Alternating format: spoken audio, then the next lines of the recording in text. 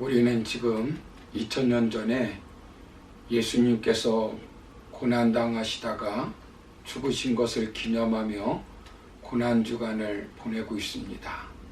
예수님께서 로마 군병들의 채찍을 맞으시고 골고다 언덕에서 험한 십자가를 지고 손과 발에 못이 박히셨습니다. 머리에는 가시 면류관을 쓰시고 옆구리는 창에 찔리셔서 물과 피를 다 흘리시고 돌아가셨습니다. 하나님께 욕을 돌린 참남죄로 처형을 당하였습니다. 자신을 하나님의 아들이라고 말했다는 것입니다. 공개 처형을 당하는 이 골고다 현장에서 모두가 다 등을 돌렸습니다.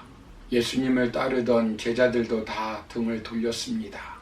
다 부인한다 할지라도 자신만은 결코 부인하지 않겠다고 하던 베드로도 예수님을 3번이나 부인하고 도망갔습니다.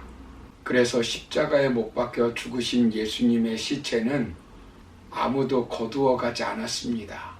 추하게 그냥 십자가에 달려 새들에게 찢기고 썩어가야 할 것입니다. 예수님의 시신을 거두는 것은 아주 위험한 일입니다. 역적입니다. 하나님께 참남죄를 범하였다고 처형된 분입니다. 누가 거두어 가겠습니까? 그런데 그때 예수님의 시신을 요구한 분이 있습니다. 본문 43절을 보시면 아리마대 사람 요셉입니다. 예수님의 장례식에 장례위원장이 되신 분이십니다. 그렇다면 아리마대 사람 요셉을 통해서 우리가 깨달아야 될 교훈이 무엇일까요? 먼저 우리는 불이익을 당해도 믿음으로 십자가를 지는 삶을 살아야 합니다. 왜 그 당시 사람들은 예수님의 시신을 거두는 것을 두려워했겠습니까? 예수님의 시신을 거두었다가는 자신의 재산과 자신의 지위, 자신의 목숨까지도 잃을 수 있다고 생각했기 때문입니다. 그러나 본문에 나오는 아리마대 사람 요셉을 보십시오. 모두가 도망갔습니다. 그는 예수님과 특별한 많은 사연이 있는 것 같지도 않습니다. 혈육 관계도 아니고 같은 고향 사람도 아닙니다. 예수님은 나사렛 출신이고 이 사람은 아리마대 사람입니다. 그렇다고 예수님으로부터 특별히 선택을 받아 살아있을 동안 많은 도움을 받은 것 같지도 않습니다. 그럼에도 불구하고 장례위원장이 되어 예수님의 장례를 치르고 있습니다. 무덤도 자신의 무덤에 안장을 합니다. 이것은 대단한 위험을 동반한 것입니다. 왜냐하면 그의 신분을 보십시오. 그는 부자입니다. 존귀한 공회원입니다. 70명의 지도자 가운데 한 사람입니다. 그런데 예수님은 사형수입니다. 로마로 말하면 반역죄를 지은 사형수이고 이스라엘 사람들로 말하면 하나님의 이름을 망령되이 일컫는 참남죄를 범한 사람입니다. 그의 시체만 만져도 부정탄다고 생각하는 사람들입니다. 무엇보다 그가 만약 예수님의 시체를 만지거나 장례를 치르면 그는 출교가 될 수 있고 그의 재산을 다 빼앗길 수도 있으며 그의 공회원 자격을 하루아침에 박탈당할 수도 있습니다. 그런데 그는 그 모든 위험을 무릅쓰고 예수님의 장례를 치르고 있는 것입니다. 앞길이 보장되어 있지 않습니다. 그렇다고 누가 알아주는 것도 아닙니다. 칭찬받을 일도 아닙니다. 같은 죄를 뒤집어 쓰고 죽을 위험도 있습니다. 자신이 가지고 있는 재산, 명예 하루아침에 다 빼앗길 수 있습니다. 그럼에도 불구하고 그 모든 일들을 감당하였습니다. 이처럼 우리도 아무리 부당한 일을 당한다 할지라도 주님을 바라보고 잘 감당하는 저와 여러분 되시기를 소망합니다. 두 번째는 우리도 하나님 나라를 바라보며 십자가를 질 수 있어야 합니다. 마가복음 15장 43절을 보시면 아리마대 사람 요셉이 와서 당돌이 빌라도에게 들어가 예수의 시체를 달라 하니 이 사람은 존경받는 공회원이요 하나님의 나라를 기다리는 자라고 말씀합니다. 아리마대 사람 요셉이 어떻게 그렇게 할 수 있었습니까? 하나님의 나라를 기다렸기 때문이라고 말씀합니다. 하나님 나라에 대한 신앙이 있었습니다.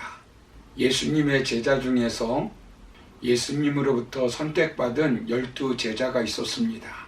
그러나 아리마대 요셉처럼 드러내놓지 않고 따르던 제자들이 있었습니다. 그 대표적인 사람이 바로 오늘 본문에 나오는 아리마대 요셉입니다. 요한복음 19장 38절을 보시면 아리마대 사람 요셉은 예수의 제자이나 라고 말씀합니다. 그는 예수님의 제자였습니다. 그러나 유대인들이 두려워 숨어서 지냈습니다. 그러나 십자가 사건을 지낸 후 그는 담대해졌습니다. 본문 43절에 나오는 당돌이라고 하는 말은 담대히 용감하게라고 하는 말입니다. 처음보다 나중이 더 좋아지는 신앙을 가진 사람입니다. 우리도 그런 신앙을 가져야 됩니다. 처음보다 나중이 더 좋아져야 합니다. 그런데 처음을 잘 시작한 것 같은데 나중에는 엉망이 되는 사람이 있습니다. 아나니아와 삽비라, 아간, 엘리, 사울 같은 사람들입니다. 갈라디아 교회가 성령으로 시작했다가 우상으로 망하는 꼴이 되었습니다. 에베소 교회는 처음 사랑으로 풍성했는데 나중에는 첫사랑을 버렸습니다. 왜 그렇습니까? 위기 앞에서 십자가를 져야 할 때 십자가를 지지 않았기 때문입니다. 하나님 나라를 바라보며 십자가를 지면 우리 앞에 더 밝은 미래가 밝아집니다. 십자가는 예수 믿는 사람들의 표식이며 상급받을 도구입니다. 요셉처럼 가면 갈수록 하나님 나라에 대한 신앙이 깊어져야 합니다. 처음 신앙생활할 때보다 나중에 더 좋아져야 합니다. 우리가 신앙생활하면서 더욱 교만해지고 더 게을러지고 죽음이 가까우면 가까울수록 하나님 나라에 대해서 무감각해지면 안 됩니다. 그러므로 아리마대 사람 요셉처럼 시간이 가고 달이 가고 해가 갈수록 하나님 나라에 대한 신앙이 더 깊어지는 저와 여러분 되기를 소망합니다. 마지막 세 번째는 우리가 지고 가는 십자가를 통해 하나님의 말씀의 성취됨을 바라보고 십자가의 아픔을 마땅히 감당해야 합니다. 요셉은 자신의 무덤을 드렸습니다. 그러므로 말미암아 하나님의 구속사역을 성취하였습니다. 그 무덤에 주님이 장사됨으로 구속의 찬란한 부활의 현장이요 영원한 부활의 시발점이 되었습니다. 구속사를 이루고자 하는 하나님의 예언이 그로 하여금 성취되었습니다. 아리마대 사람 요셉에 의하여 이사야서 53장 9절의 말씀이 성취된 것입니다. 그는 강포를 행치 아니하였고 그 입에 괴사가 없었으나 그 무덤이 악인과 함께 되었으며 그 묘실이 부자와 함께 되었도다라고 말씀합니다. 그의 인생에서 가장 가치 있게 쓰임받은 삶의 모습일 것입니다. 자신을 위해서 사용하는 것보다 하나님 나라를 위해서 쓰임받는 것이 가장 가치 있는 일입니다. 많은 무덤들이 있었을 것입니다. 많은 부자들, 많은 권력자들이 있었을 것입니다. 그러나 후대의 사람들은 그런 것들을 기억하지 못합니다.